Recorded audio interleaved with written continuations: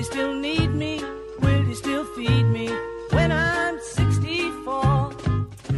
Well, as our population ages, many of us must face the possibility of long-term nursing care for ourselves, our parents, our grandparents, and many of us will be the advocates for our parents. So joining us this evening is personal injury lawyer Kate Mazzucco from McLeish, Orlando. Welcome back to What She Said. Thanks for having me. So for many of us, this is an onerous responsibility, and it's scary too. Where do we start?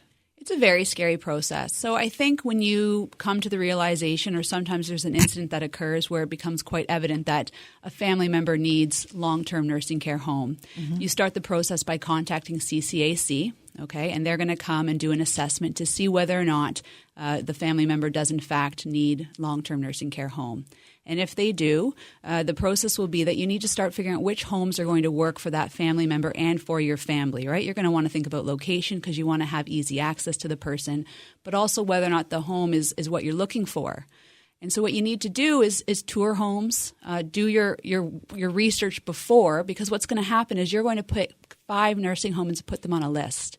And as long as the nursing home can meet the needs of your family member, you're going to go on the waiting list, or your family member will go on the waiting list. And as soon as a bed opens up, CCAC will contact you, and you have 24 hours to respond. What does CCAC stand for? Community Care Access Center. Community Care Access Center. And they're the people that decide whether you're eligible, even for a private home? Even for a private home. So seniors' residences would be different, but a nursing home. A nursing home, okay. You need to qualify. So you need to be over 18 years of age, have OHIP coverage, and not have needs that aren't being met in the community, because CCAC can arrange for services to come into your home. But when your needs go beyond that, you really need to be in a full-time facility. Well, Kate, we all worry about nursing home negligence because we hear stories about it. And we assume that these homes are all regulated, so everything's good. But what should we be watching for? Because most of us will just go in and look at the furniture and look at the ambiance and wonder if they'll like the food. But there must be things that we should really keep an eye out for. There certainly are. I mean, there's warning signs that you're going to want to look for. You're going to want to look for the cleanliness of the facility, the way it's set up. You want to know that the walking spaces and all that are free of obstructions and other tripping hazards. You're going to want to look to see that the residents have good personal hygiene, that they've been bathed, that their clothes are clean, that the bed sheets are clean. You want to look, if you've got a family member in there, you want to be monitoring their moods and their behavior. Has there been a dramatic change? Have they lost weight suddenly? Those are all warning signs. Skin care is a big issue in terms of nursing homes. You want to be sure that skin wounds, or we call them pressure sores, aren't getting worse, that they're being treated. You want to see that referrals are being made to the appropriate specialist if something comes up, if your family member gets an infection or a new symptom. What are they doing to treat that and to identify what the problem is? These are the types of things you're looking for. Is there anywhere a rating system? Because most of us are really reticent to question health authorities. It's hard to come in and say, I want to talk to the supervisor and I want to know why the sheets are like this and I want to know why. We're reticent to do that. And I think we have to fight that. I do. I think we have to advocate for the family members and the people that are in nursing homes. So certainly the ministry does investigations. Okay, they have to do at least one investigation a year. But if there's complaints regarding a certain nursing home, they're going to do more than that. And those investigative reports are available online. You can also ask the nursing home for them. So in terms of finding out, is this nursing home meeting the requirements under the Act? And if it's not, where are they failing? And when they have been found to not meet a requirement, that they are required to implement certain measures, and the ministry sets that out for them in that report, and they're going to follow up to make sure that they did, or certainly they should. So I think that's one place to look. And when you have a family member in a nursing home, I think you want to be part of the care plan, and you want to be following up and making sure that the care plan is being followed and that the care plan is thorough. because the care plan, it's a living document. It's going to be revised as the nursing home resident is in the care of the nursing home and as their needs change. But it really is a plan for their care, and it's based on their specific needs. It also should be compliant with the requirements under the Act. So it should have specific procedures in place for how the nutritional needs will be met for this individual, how hydration needs will be met, skin care for this individual, what the medication is, do they need fall prevention measures put in place. All of this should be in the care plan. And when we get cases, a lot of times there is an inadequate care plan put in place. So I think if at the start you go in and you are part of the care plan process, the planning of it, and you understand it, and you're continuously going back to that care plan, that's going to help you in terms of ensuring that your family member gets the care they need. Okay, so let's say the worst happens and you do suspect that there has been some negligence with your loved one. What action should somebody take? You should file a complaint with the ministry. There's an action toll-free number that you can call that's available if you Google it. It's on the ministry website. You should also report it to the home.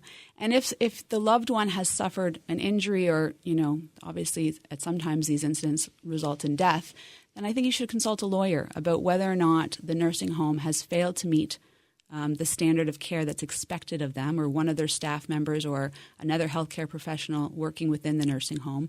If they fail to meet the standard that's expected of them and that failure caused the injury, then there's a lawsuit there, and you should speak to a lawyer about what the rights of the injured person is and the rights of their family members. So is it the home as a whole, or is it staff jointly, severally? How does that work? In terms of how a lawsuit would work, it's going to depend on the circumstances, but certainly you could be naming individual staff members, specific nurses, doctors, or the nursing home. It's going to depend what happened in the circumstances, but it wouldn't just be the nursing home. If there were doctors involved that provided negligent care, you would be naming those doctors or nurses or other types of therapists.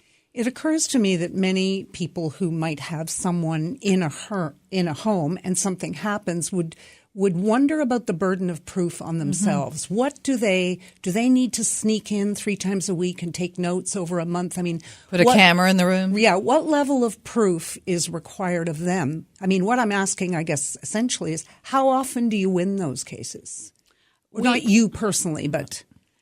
Yeah, I mean, I think if you're observing care that is falling below, is not meeting the care plan, or is falling below other expectations, and you've reported those, you want to document it, even if it's just for the ministry's investigation. I think I'm someone that just thinks it's good to document whenever something happens, and perhaps it's because of what I do.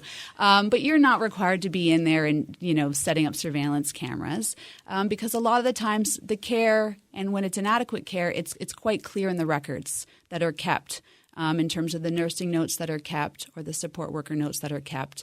And you go back to that care plan again. You go back and you see it's inadequate, and that nothing's really been put in place to address, fall prevention, as an example. Well, for example, my father was in a home, but he was deteriorating, and I think we would have been updating that plan every week. So at a certain point, I felt like they couldn't even sort of know what was going to happen 2 weeks from now with him.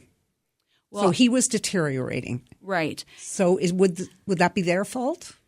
If it reached the point where maybe he shouldn't have been there anymore and his care need to be directed towards a hospital, then that's what should have maybe happened. And if they failed to make that decision, again, depending on the circumstances, that might have been negligence in and of itself. Oh, okay. Interesting. All right. So, I mean, it's such a vulnerable population. Do you think that the protections that are in place are enough? I think that more protections would be great.